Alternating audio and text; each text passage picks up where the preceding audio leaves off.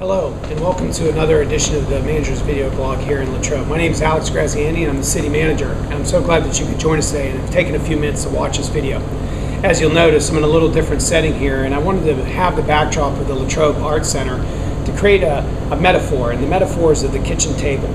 The kitchen table metaphor, to me, is one that has a lot of good memories with, because it's where you gather as a family to eat dinner and share stories. It's the first place in the morning you might do your devotions or other kinds of things. But it's also a very important part of the household, because the kitchen table, for many of you, is the place where you have discussions related to budgets and finance and those things. And I wanted to use that as a backdrop, or as a metaphor, to help you understand the things that we do at city government really is not much different than you do in your households.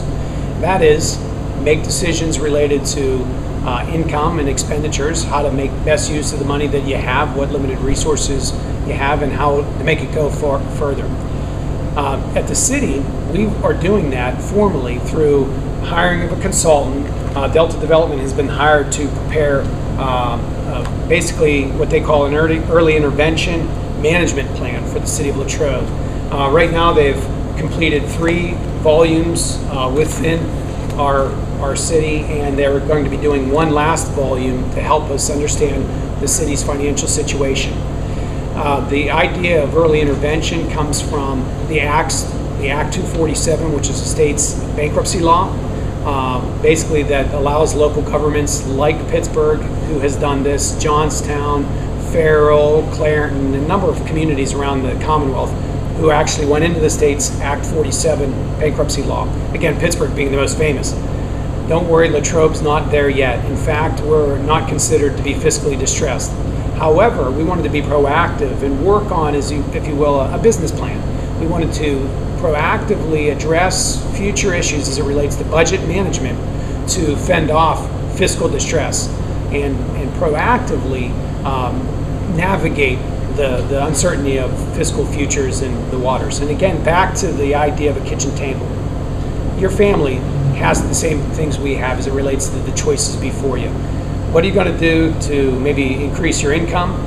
Take a new job, further your education, take a second job. And how are you going to spend your money? Whether or not you add air conditioning, or you go on vacation, or the kids go to college. All of those decisions are made in the context of a budget, often made on the kitchen table. For us, that's what the Delta Development Report is about. It's about helping the city understand its income. City's income comes primarily, as many of you unfortunately know all too well, from taxes. The earned income tax and the real estate tax make up about 60% or 65% of the revenue for the City of Latrobe. Another 30% of the revenue comes from the money we get from sanitation, for providing services in the city related to curbside, recycling, and residential, commercial garbage pickup, and as well at the transfer station. On the expenditure side, a lot of our expenditures, as you can imagine, go into fulfilling the function of local government.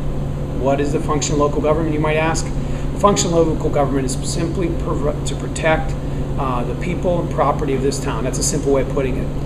You might think of it as the police power, and that's not necessarily the guy in the uniform with the squad car police power, but to protect the public, to protect and promote the safety, the health, and general welfare of the public. Those terms are actually in the preamble of the Constitution.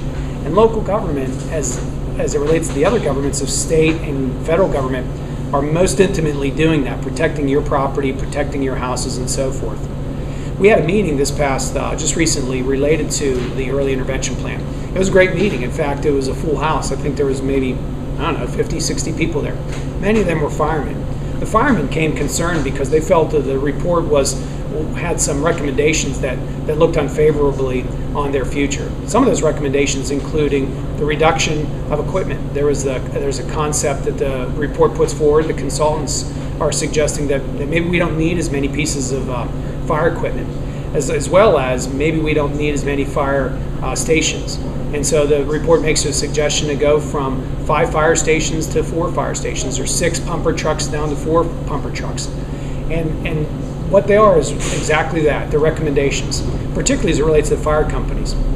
In Pennsylvania, we've kind of created a situation where the fire protection, for the most part, is done through a combination of government support, but primarily it's a volunteer, privately funded effort. In Virginia, it's entirely different. Firemen are paid by the government, and they are EMS technicians as well as firefighters. So if you live in Henrico County around Richmond, Virginia, that's exactly what you'll have. You'll have paid professional firefighters who work for the government. In Pennsylvania, other than the big cities like Pittsburgh and Philadelphia, that's generally not the case. What you have in Pennsylvania is a combination of privately funded, publicly supported fire departments who are volunteer. That's why they're called the Latrobe Volunteer Fire Department. We support them by paying for fuel, paying for the lighting of the different fire company buildings and facilities, paying for the heat. We cover the workman's comp. If, God forbid, any of the firemen get hurt while fighting a fire here in town, we pay to take care of them and their injuries or whatever they might need as relates to that injury. So those are costs that are borne by the city, but for the most part, by and far, the costs are paid for by their fundraising efforts and their volunteer time. That's how we're able to fight fires and protect the community. Again, they were concerned that we were in the report, looking to cut them. Quite frankly, the city has no authority to reduce the number of fire stations, or for that matter, reduce the number of pieces of equipment. And in fact, as a total budget, the total expenditures that we spend on fire represent about 4.5% of the total budget.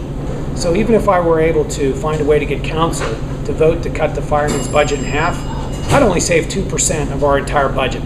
Hardly enough to really make a big effort. We could save more money by different benefit packages, to be honest with you, for employees. We could save just as much money by laying off a couple of employees as we would by cutting the fireman's budget. So that really isn't part of the discussion. But like the fire department, each department within city government is being asked to the hard questions of, do you need all of what you have now? And really more importantly, can you afford it in the future? And that's the hard question we have. In 1960, the city of Latrobe had 12,000 people. In the year 2010, we had 8,000 people. The math is simple for us. We have less people than we did in the past. The ability for us to raise revenue is becoming more and more challenging, just like it is you for your own household. Yet the cost of doing everything is going up and up. And we're going to have to continue each year, make hard choices to do more with less and to cut somewhere, either to cut city services and to cut budgets or to look to expand taxes. Those are the only two choices we have.